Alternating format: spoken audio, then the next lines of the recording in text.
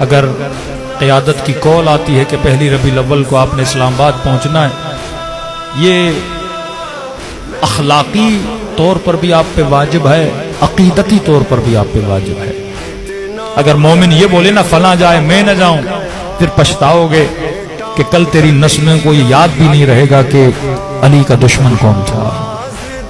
یہ عقیدے کی جنگ ہے، یہ آپ کے مذہب کو، اس کی راہوں کو بند کر کے نسلوں کو سیکولر اور لبرل بنانے کی کوشش کی جا رہی ہے۔ تو آج بقاء مکتب کا مسئلہ ہے۔ مفتی صاحب نے، قبلہ مفتی جعفر صاحب نے جب بڑی زبردستی شیعوں سے زکوٰۃ لی جا رہی تھی، اور ہم نے کہا ہم وقت کے حاکم کو اولی الامر مانتے ہی نہیں تو ہم اسے زکوٰۃ کیوں دیں؟ فرق یہی ہے کہ شیعہ پردے غیب میں اپنی امامت کا قائل ہے، وہ زکوٰۃ ہو، وہ خمس ہو، اپنے مولا کی طرف روانہ کرتا ہے یا ان کے نمائندوں کی طرف۔ ہم وقت کے حاکم کو نہیں دیتے۔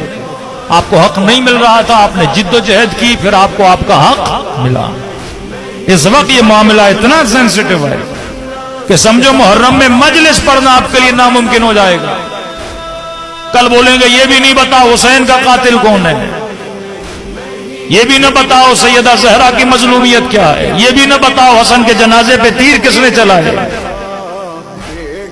یہاں تک معاملہ آئے گا، پھر آپ پریشان ہو جائیں گے، نسلیں آپ کی پچھتائیں گی۔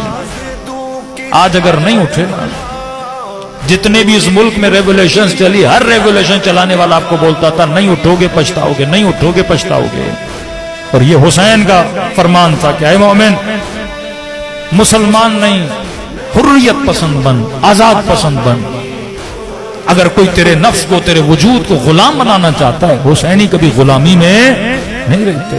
باقی شیعہ ادب کا نام ہے، یہ مکتب ادب کا نام ہے، یہ مکتب ایثار کا مکتب ہے، یہ مکتب قربانی